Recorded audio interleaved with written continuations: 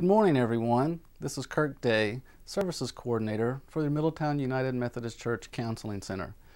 This morning I've been asked to talk to you about something extremely important, and that's major depression.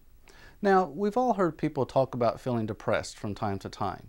Usually this is in the context of someone may say, boy, I watched the news last night and it was depressing, or I was depressed all weekend because my favorite sports team lost. Now, while we understand what that person is referring to, they're probably not meeting the full diagnostic criteria of a major depressive disorder. When we talk about major depression, the first thing to think about is that there's a time component. The person must have a significant change in functioning for at least 2 weeks. During that 2 weeks or more, the person will most often talk about feeling sad, more days than not, for most of the day.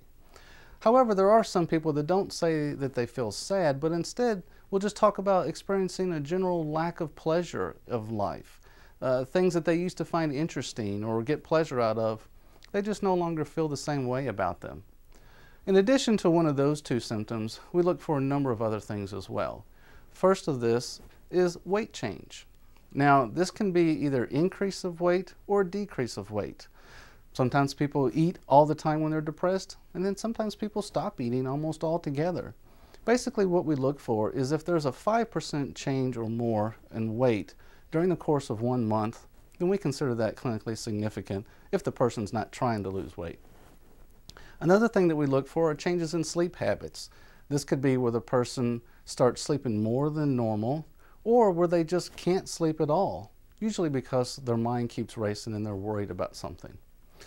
Another criteria that we look for is internal restlessness. Now, a person may sometimes talk about feeling like they just are full of a bundle of energy or nerves and they don't know how to let it out. Conversely, some people will talk about feeling slowed down or stuck. They'll talk about not having much energy or feeling fatigued most of the day. Another criteria that's very important to look for is feelings of worthlessness.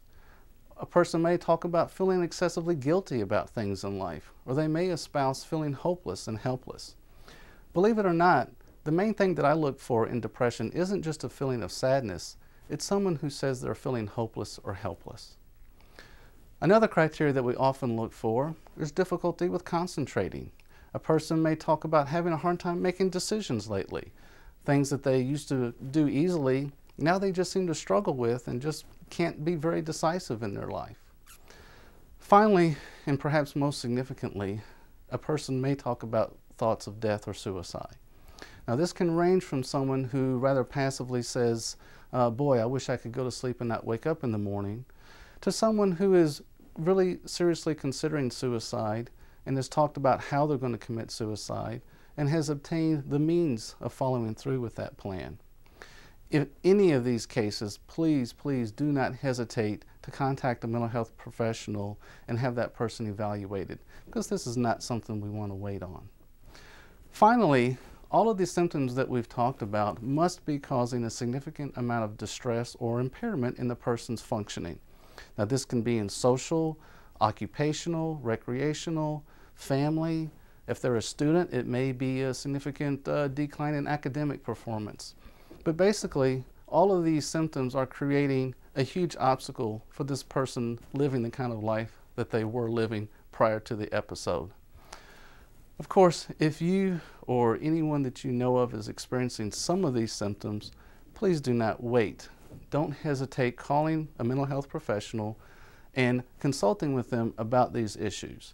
It may be nothing, but it may be something, and we don't want to wait, because treatment for depression is very effective if caught early and if treated quickly and effectively.